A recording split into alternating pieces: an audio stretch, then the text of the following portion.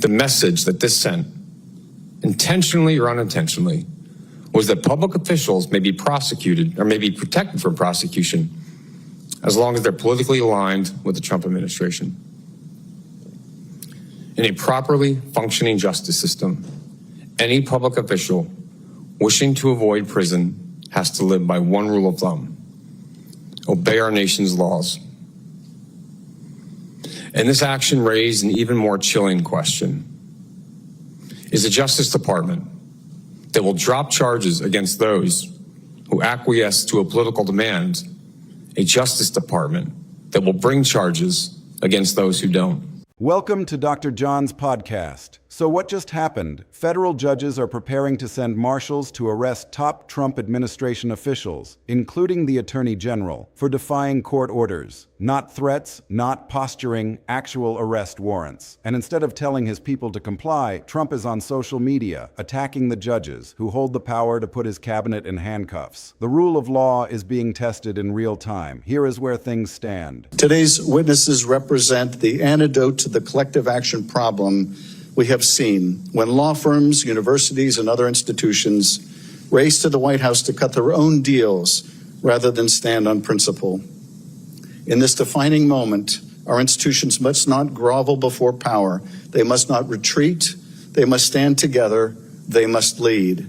Law firms, universities, public servants, Congress, each has a unique role and important role to play, because a democracy that fails to hold power to account ceases to be a democracy at all. In Minnesota, federal judges have been dealing with a nightmare situation. The Trump Justice Department has been ignoring court orders in immigration cases over and over again. We are not talking about a misunderstanding. We are not talking about a paperwork error. We are talking about deliberate, repeated defiance. Judge Jeffrey Schultz and Chief Judge John Tunheim have been watching this play out in real time. They have documented more than 200 violations. I feel so badly. He's got some difficulty. There was an accident, and that's all I know. Very close friend of mine. He's an amazing person, amazing man, but some difficulty. I don't want to talk about it. 200 times the DOJ was given a court order and simply decided not to follow it. 200 times they chose defiance over compliance. And these are not minor procedural issues. These are cases involving detained immigrants, people in custody whose rights and freedoms depend entirely on the courts enforcing their own orders. When a judge says, "What's the reaction to what happened in the House? The TSA funding is stalled." Well, you know, the Democrats want to let illegals come into the country, criminals, murderers, every kind of criminal you can imagine, and the Republicans just don't want to have it happen.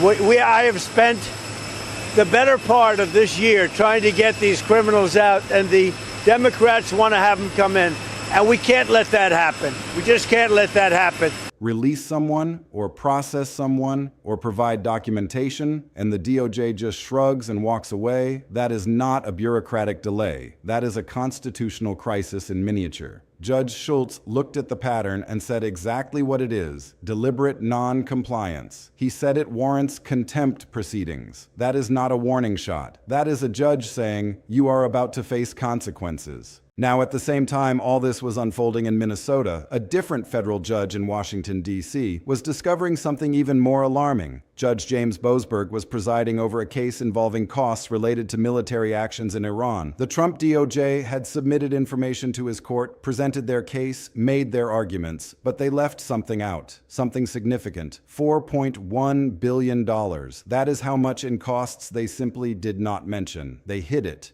They buried it. They presented information that was technically true while concealing billions of dollars in related expenses, hoping nobody would dig deep enough to find it. But Boasberg found it. And when he did, his response was swift and sharp. He made it clear that this was contempt of court. He made it clear that if the DOJ kept lying to him, kept defying his orders, he would issue arrest warrants for the officials responsible. And he was not vague about who that could include. The Attorney General, Pam Bondi herself, cabinet-level officials, people who thought they were untouchable. Boasberg is not the kind of judge who makes empty threats. He has the authority to do exactly what he said. He can have federal marshals go get people. He can hold them in contempt. He can put them in custody. And he has made it clear he is prepared to do all of that if the defiance continues. So let us recap what we have. In Minnesota, more than 200 immigration court violations, judges documenting deliberate noncompliance and saying contempt is warranted. In Washington, a judge catching the DOJ in a documented lie about billions of dollars and threatening arrest warrants for the Attorney General. Two separate judicial fronts, two separate federal judges, same administration, same pattern of defiance, same conclusion. The DOJ is deciding it does not have to follow court orders. Now, how does the administration respond? This is where things go from bad to truly alarming. Instead of telling his Justice Department to comply, instead of issuing any kind of directive to obey the courts, Donald Trump went on Truth Social and attacked Judge Boasberg directly, called him crooked, called him a disgrace, accused him of being politically motivated. That is the response. That is the strategy. A federal judge is threatening to arrest his attorney general, and the president's reaction is to call the judge names on social media.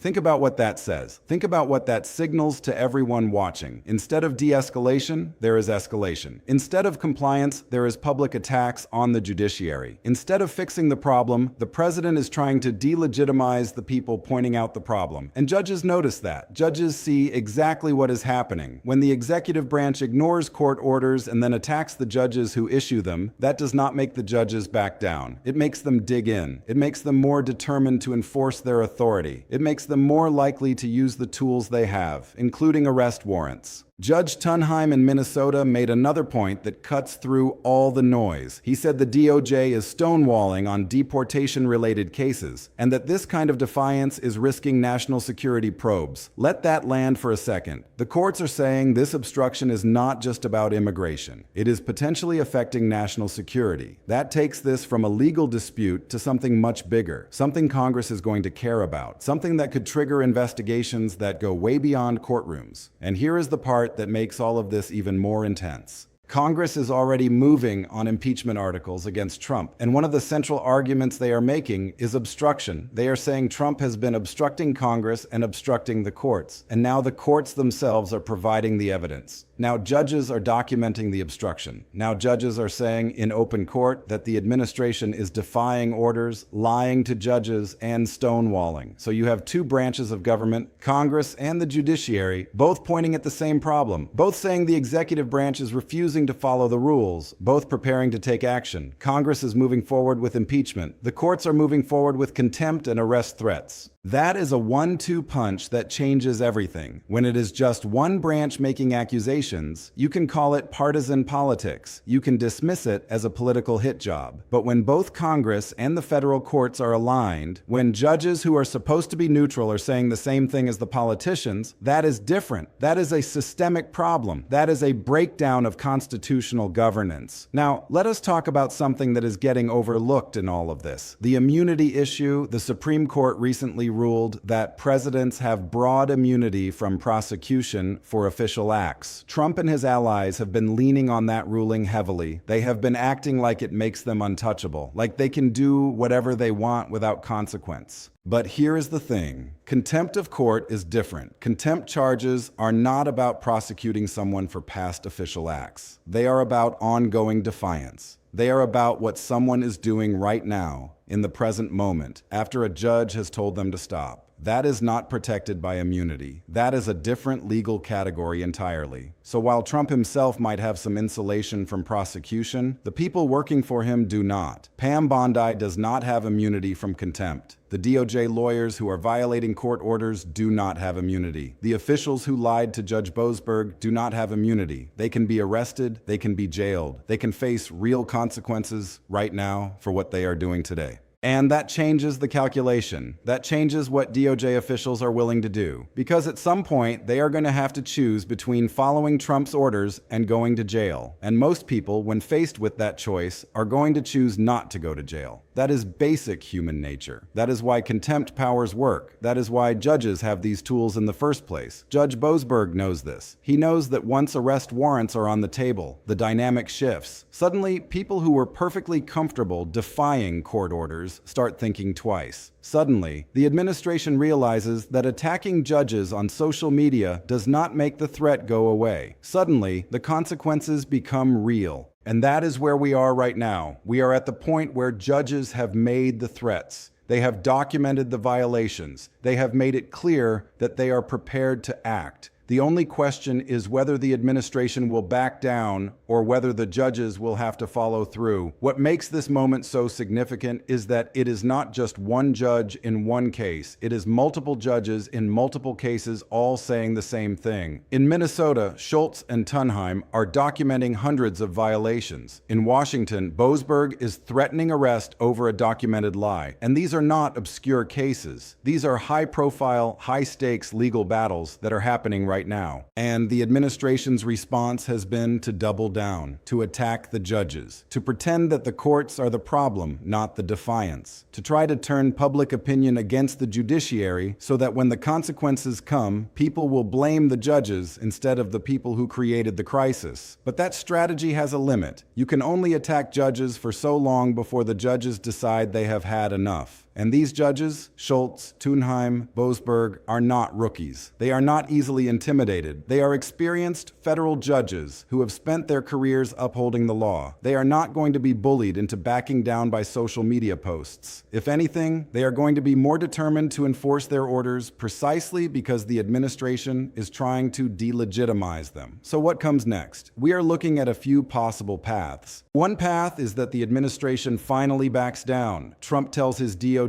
to comply with court orders. They stop lying. They stop stonewalling. They start following the rules. If that happens, the arrest threats go away. The contempt proceedings stop. The crisis de-escalates. That is the best case scenario, and it is also the least likely scenario given everything we have seen. Another path is that the judges issue arrest warrants. They send federal marshals to bring DOJ officials into custody. That would be unprecedented. That would be explosive. That would trigger a constitutional confrontation unlike anything we have seen in modern American history. It would force the administration to either comply or escalate even further, and it would give Congress more ammunition for impeachment. A third path is that the judges hold contempt hearings but stop short of arrest, at least for now. They might issue fines. They might impose sanctions. They might give the administration one last chance to comply before taking the nuclear option. That would stretch this out, keep the pressure on, but avoid the immediate explosion of an actual arrest. But here is the thing. Once judges start threatening arrest, they have to be willing to follow through. If they make the threat and then back down, they lose all credibility. The administration learns that the threats are empty. The defiance continues and it gets worse. So the judges know that if they go down this road, they have to be prepared to actually do it. And Boasberg in particular has made it clear he is prepared.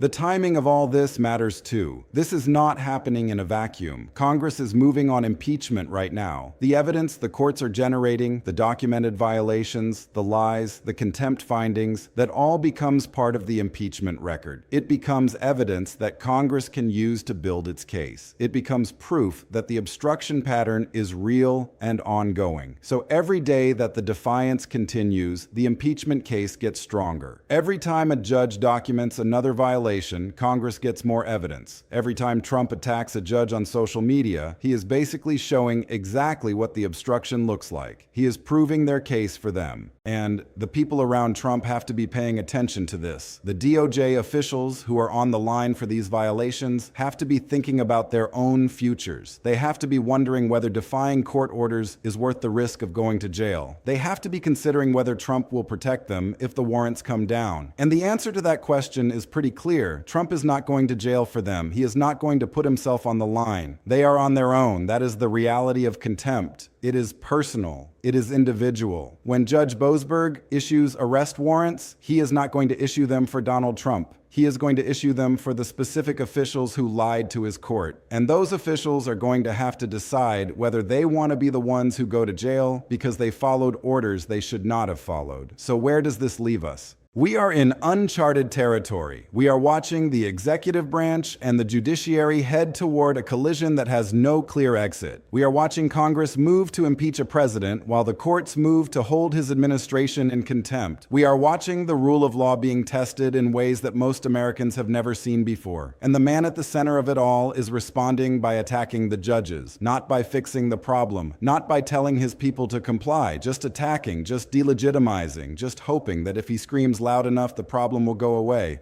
But it is not going away. The judges are not backing down. Congress is not backing down. And the next few weeks are going to determine whether this is a crisis that gets resolved or a crisis that escalates into something even bigger. The best outcome would be compliance. The administration could stop this today by simply obeying court orders. They could tell their DOJ to follow the rules. They could stop lying to judges. They could stop stonewalling. And all of this would go away. The arrest threats would disappear. The contempt proceedings would stop. The crisis would de-escalate. But that is not what is happening. Instead, we are getting social media attacks. Instead, we are getting defiance. Instead, we are getting an administration that seems determined to test how far it can push before something breaks. And that is why this matters. That is why you need to be paying attention. Because when federal judges are threatening to arrest the Attorney General of the United States, you are not in normal political territory anymore. You are in constitutional crisis territory. You are in the kind of moment where the rules change, where things can escalate fast, where the outcome is not certain.